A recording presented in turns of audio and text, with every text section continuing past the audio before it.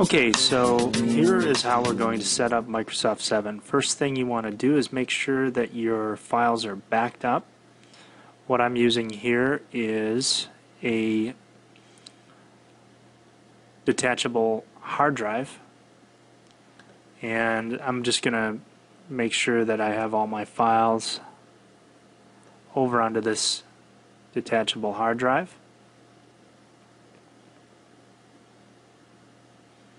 Another place that I can do this is I could put this on the Amazon S3, and so this is another video that we can do together, but you can move these over to a secure server site called Amazon S3, and this is the interface that you would use to do that.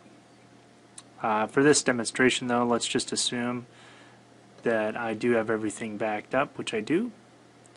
So we're going to go ahead and close that out.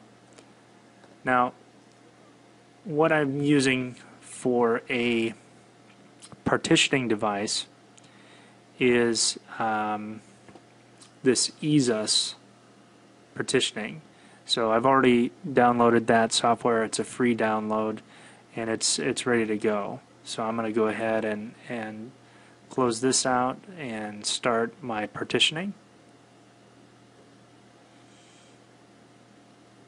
Okay, you'll notice that I'm using a 320 gig drive, but I actually moved it down to about 31 gigs on this particular partition. And I'm going to go ahead and create a partition. I'm going to label it Windows 7.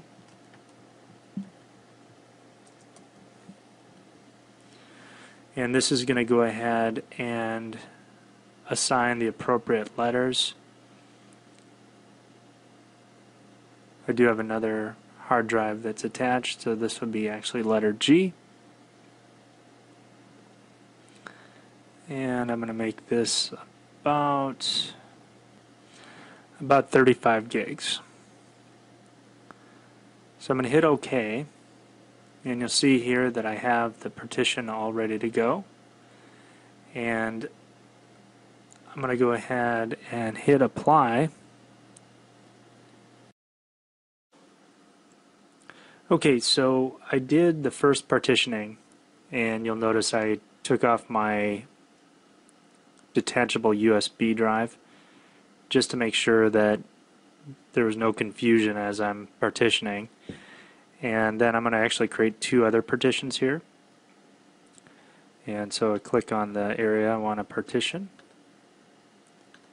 create partition, and this is going to be, and I have about 238 gigs left, so I'm just going to split it down the middle. Close enough. This is going to be a G drive.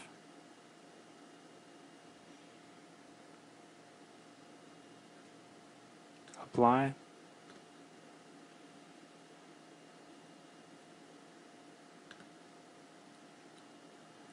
And then finally a fourth partition.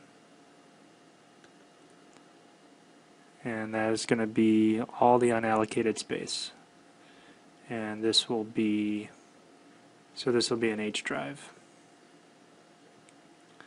And at any time I can go back in and I can delete these. But so now what we have is we have a C drive, an F drive, a G drive, and an H drive. And what I'm going to do now is I'm going to take all of my program files and install them on this 120 gig drive, and then we'll go ahead and get started with the loading of Windows 7. Okay, so now the next step is you need to set up a live account.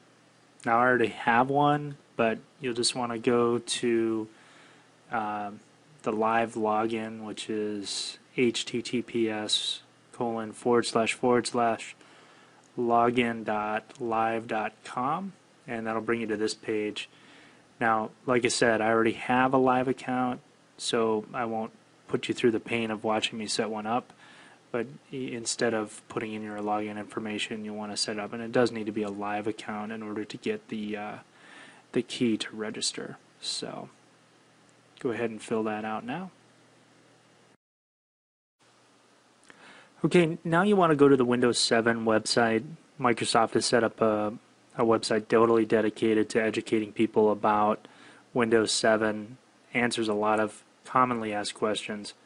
What I'm going to do is I'm going to click on Get the Release Candidate, download it here,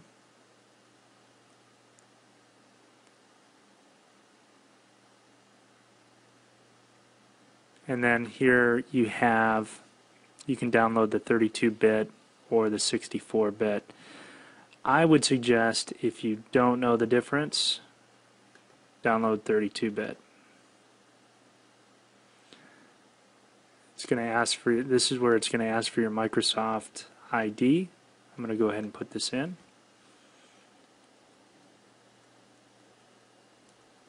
Now everybody watching this video knows my password. So you go ahead and fill out this information. I won't bore you with this. As you hit continue, it will begin the download. Okay, so we're at the point where it's giving me the product key. You can go ahead and write this down, or it will be sent to you in an email, and then just go ahead and click download, and it's going to ask you where you want to store it, and it's an ISO file. So My Documents is fine, and it's going to have this dialog box. Now this is a 2 GB plus file. It's going to take a little while, so go ahead and take a break, grab a glass of water. We'll get you through this okay. And there you go. So that's all downloaded now. And we can exit out of this. And then I'm going to use a program called Ultra ISO.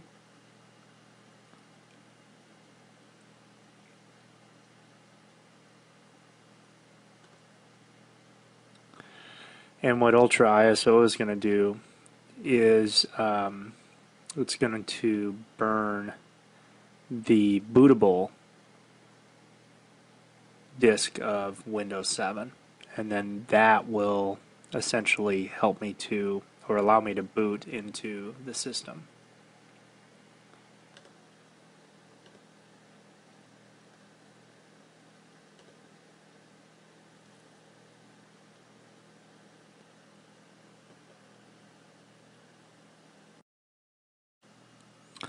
Okay, so that just completed. My DVD drive popped. So I'm going to cancel out of here.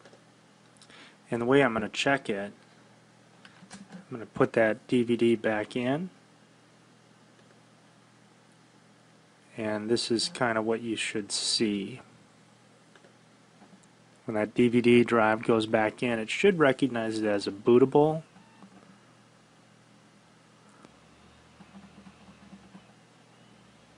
And that's how you know you did it correctly. And then you'll go through the installation process, which I can show you right now.